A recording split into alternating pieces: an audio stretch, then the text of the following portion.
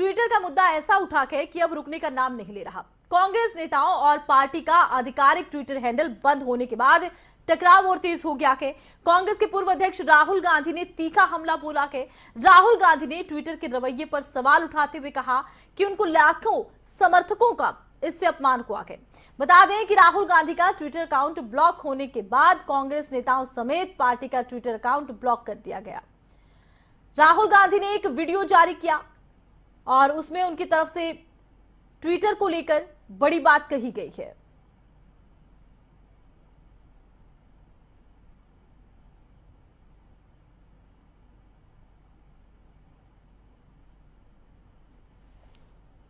Shutting down my Twitter. They're interfering in our political process. A company is making its business to define our politics. And as a politician, I don't like that. This is an attack on the democratic structure of the country. This is not an attack on Rahul Gandhi. This is not, simply shutting Rahul Gandhi down. I have 19, 20 million followers. You're denying them the right to an opinion. That's what you're doing. So this is not only patently unfair, they're breaching the idea that Twitter is a neutral platform. And for the investors, this is a very dangerous thing, because taking sides in the political contest has repercussions for Twitter. Our democracy is under attack. We're not allowed to speak in parliament. The media is controlled. And I thought there was a ray of light where we could put what we thought on Twitter.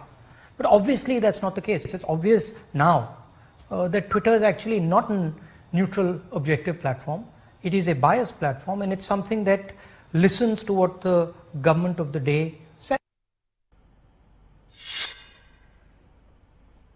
तो राहुल गांधी को आपने सुना, उन्होंने कहा कि जिस तरह से उनका ट्विटर अकाउंट ब्लॉक किया गया है, उनके फॉलोअर्स पर इसका असर पड़ा है और ये अभिव्यक्ति की आवाज दबाने का कहीं ना कहीं प्रयास वो मानते हैं।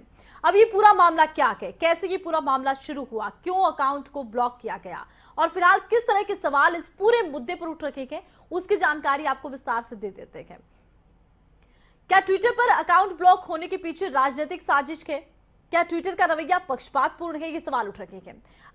अकाउंट ट्विटर ने ब्लॉक किया तो इसमें सरकार का क्या रोल है, क्योंकि लगातार कांग्रेस इसको लेकर सरकार को जिम्मेदार ठहरा रखी है। क्या ट्विटर ने अकाउंट सरकार के दबाव में बंद किए हैं? यह बड़ा सवाल है। कुछ दिन पहले राहुल गांधी का ट्विटर अकाउंट ट्विटर ने ब्लॉक कर दिया था। माइक्रो ब्लॉगिंग साइट ने नियमों के उल्लंघन का हवाला दिया था। कांग्रेस पार्टी के आधिकारिक ट्विटर अकाउंट को भी ब्लॉक कर दिया गया। ये पूरा मामला आपको बता रहे हैं। कांग्रेस पार्टी ने दावा किया कि कांग्रेस के दर्जनों वरिष्ठ नेताओं के अकाउंट भी ब्लॉक कर दिए गए हैं। कांग्रेस ने दावा किया कि ट्विटर ने सरकार के दबाव में ऐसा किया है।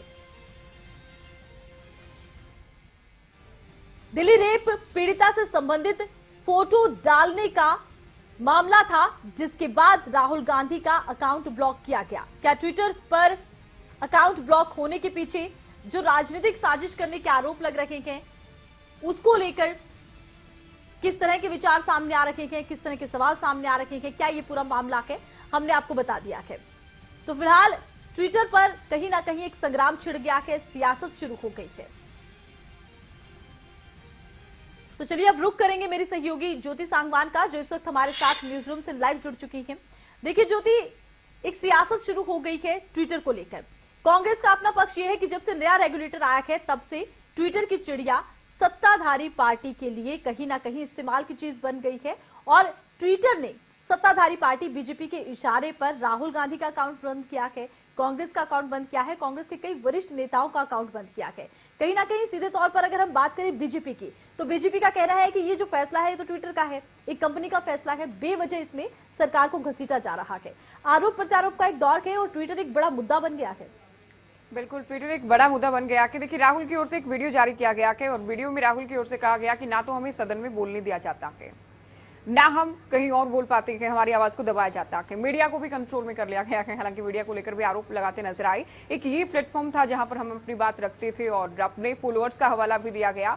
कि 1,90,00,000 के आसपास मेरे जो फॉलोअर्स थे, मेरे जो समर्थक थे, जो मेरे विचार जानना चाहते हैं, ये उनका अपमान है, क्योंकि जो मेरे विचार जानना चाहते हैं वो अब नहीं जान पाएंगे, उन्हें रोका गया है। तो ये पूरी तरह से अधिकारों पर हमला है, ये लोकतंत्र पर हमला है और आवाज दबाने की कोशिश कुल मिलाकर की जा रही है। एक मुहिम भी, एक अभियान भी शुरू किया गया है आरती, जिसे नाम दिया गया है मैं भी राहुल गांधी, मैं भी चौकीदार की तरह। आप जानते हैं कि मैं हूं चौकीदार, दरअसल जो चलाया गया था इलेक्शन से पहले, अब ये चलाया गया है कि मैं भी राहुल गांधी। राहुल गांधी की फोटो कांग्रेस के नेता लगा रखे हैं, उन्हीं के नाम से अपने ट्विटर हैंडल को चला रखे हैं और जैसा कि आपने कहा कि दर्जनों कांग्रेस नेताओं की, यहां तक कि कांग्रेस पार्टी का आधिकारिक जो ट्विटर हैंडल है उसे भी बैन कर दिया गया है। तो ऐसे में आरोप तो सरकार पर लग रखे हैं, लेकिन बात यह है कि ट्विटर तो केवल भारत में काम नहीं करता है, ट्विटर तो अकेले देश में काम नहीं करता है, अकेला हमारा देश नहीं है जहां पर ट्विटर काम करता है। तो सरकार पर जो आरोप लगाए जाएं उसका जवाब ये दिया जा रहा है कि ये ट्विटर का अपना फैसला है,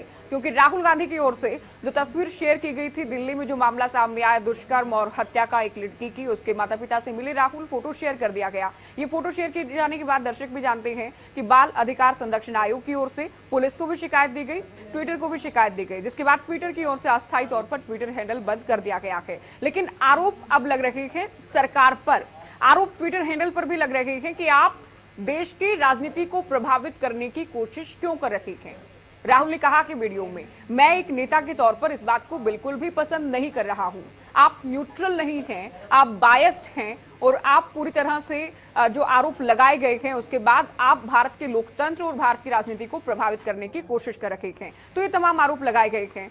तो कुल मिलाकर आरती, बात यह है कि जो हवाला दिया गया कि ट्विटर की ओर से वो भी अपने आप में ठीक है, लेकिन कांग्रेस ये कहती है कि अकेले कांग्रेस की ओर से या अकेले राहुल गांधी की ओर से उनके माता पिता की फोटो शेयर नहीं की गई थी, बल्कि आरोप ये भी लगाया गया कि बीजेपी के भी एक सांसद उनकी फोटो शेयर कर चुके हैं। चूंकि देखिए सुप्रीम कोर्ट की ओर से भी कहा गया है और कानून ये कहता है कि आप किसी रेप पीड़िता की फोटो, उनको लेकर कोई विस्तृत जानकारी, उनके पेरेंट्स की फोटो, उनके परिवार की फोटो नहीं लगा सकते हैं। लेकिन कांग्रेस ये कहती है कि हमने अकेले ने या राहुल ने अकेले ने ये फोटो शेयर नहीं की है, बल्कि ये पहले ही पब्लिक डोमेन में है, ये फोटो इससे पहले भी ट्विटर पर शेयर की जा चुकी है। तो अब कांग्रेस पर कार्रवाई करना ये पूरी तरह से सरकार के प्रेशर में चल रहा है ट्विटर, और सरकार से प्रभावित होकर चल रहा है और कुल मिलाकर आवाज दबाने की कोशिश की जा रही है। लेकिन एक बीजेपी के नेता ये भी कहते हैं कि राहुल तो केवल ट्विटर पर ही एक्टिव थे और अब वहां भी नहीं रखे, उनको ट्विटर पर वापस बुलाया जाए जो नई पॉलिसी है सरकार की उसके तहत। तो कुल मिलाकर ये मामला गर्माता जा रहा है आरती, लेकिन देखना यह है कि अस्थायी तौर पर बंद किए गए ट्विटर हैंडल कांग्रेस नेताओं के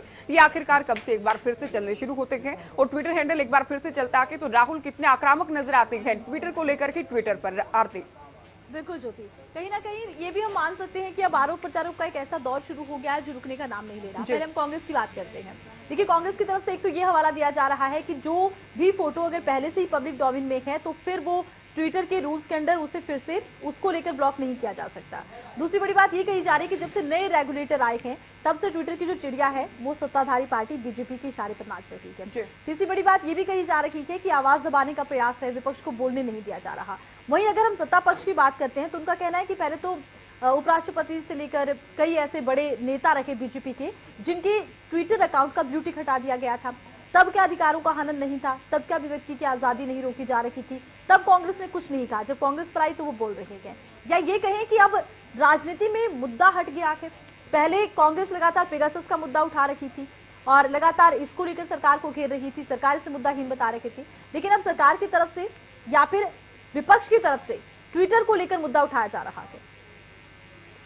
बिल्कुल आरती, देखिए इससे पहले आपने ठीक कहा कि सरकार भी ये मुद्दा उठाती रखी। पूर्व केंद्रीय मंत्री रविशंकर प्रसाद की ओर से तो सदन तक में कहा गया कि हम जो भारतीयों की जो आजादी है, लिखने की जो आजादी है या जो उनकी अपनी गोपनीयता है उसके साथ किसी भी तरह की खिलवाड़ नहीं करने देंगे। ट्विटर को लेकर और बाकी जो माइक्रो ब्लॉगिंग साइट्स हैं उनको लेकर खुले तौर पर चेतावनी दी गई थी, नसीहत भी दी गई थी। ट्विटर को लेकर ब्लू टिक हटाए जाने को लेकर भी विवाद गहराता जा रहा था, लेकिन इस बार विपक्ष के साथ है, और इस बार विपक्ष नहीं, इस बार मुख्य तौर पर कांग्रेस पार्टी के साथ इसलिए कहेंगे क्योंकि कांग्रेस पार्टी का आधिकारिक ट्विटर हैंडल भी बंद कर दिया गया है। तो कुल मिलाकर ये भी सही है कि इससे पहले तो पेगासस को लेकर बातें हो रही थी। मॉनसून सत्र की शुरुआत के साथ ही टाइमिंग ऐसी रही कि पेगासस का मुद्दा ऐसा छाया रहा कि सत्र को 2 दिन पहले ही खत्म करना पड़ा, या कह लें कि अनिश्चित काल के लिए स्थगित करना पड़ा। मॉनसून सत्र खत्म हो गया, लेकिन अब पेगासस को लेकर इतनी बातें इसलिए भी नहीं है क्योंकि ट्विटर हैंडल बंद हो गया है राहुल गांधी का।